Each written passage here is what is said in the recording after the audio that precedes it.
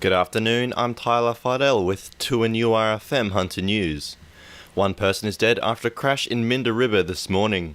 Emergency services were called to Turkow Road at 6:15 following reports a white ute had slammed into a tree near the Minda River railway station. They arrived to find one person dead at the scene. Newcastle City Council will be seeking expressions of interest to lease the historic Shepherd's Hill Cottage from February. Council hopes the missing link in the Bathers Way walk will be able to offer the people a chance to stop and take in some of the best views in the city.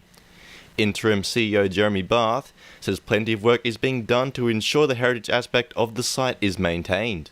Now that we have got the necessary approvals, Council will be starting in February of next year what will ultimately be, I imagine, a 12-month process of restoring the cottage back to its former glory. We're exceptionally excited about it. The work will be entirely undertaken by Council, although it will be overseen by a heritage architect and archaeologist.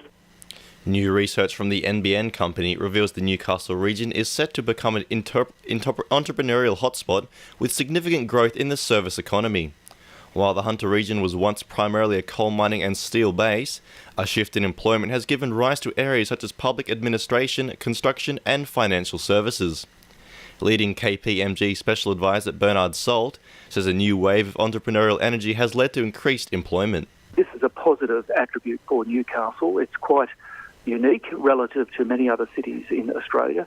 And the other point of the research is that it shows quite an extensive spread of these new businesses, from Stockton to Belmont to Cooranbong to Beresford.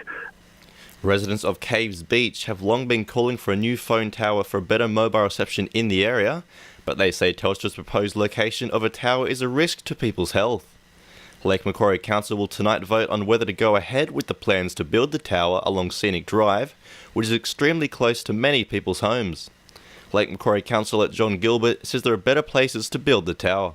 The Scenic Drive tower is actually within about 20 metres of two residences, and there are a number of others easily within inside a 150 to 200 metre radius zone. So it's very close, unnecessarily close at that.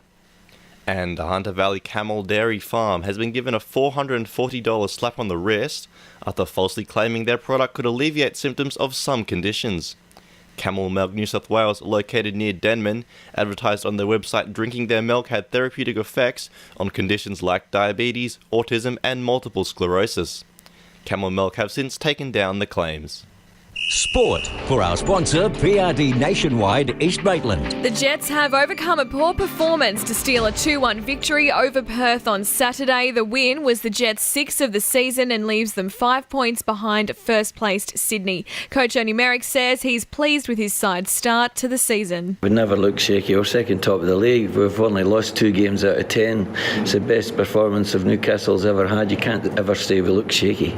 You just got to keep picking up points, 3 points most of the time, 1 point occasionally, and you're always going to lose games. And as I say, playing over here to walk away with 3 points is a very good result for us, but it was a very, very poor performance. Belmont have kept their semi-final hopes alive after downing Waratah Mayfield by 6 wickets on Saturday. Jesse Major scored an unbeaten 176 not out for the Victors, having successfully chased down Waratah's total of 293. And Lakes United have signed former NRL forward Joel Edwards for the upcoming season. That's sport. I'm Jessica Rouse.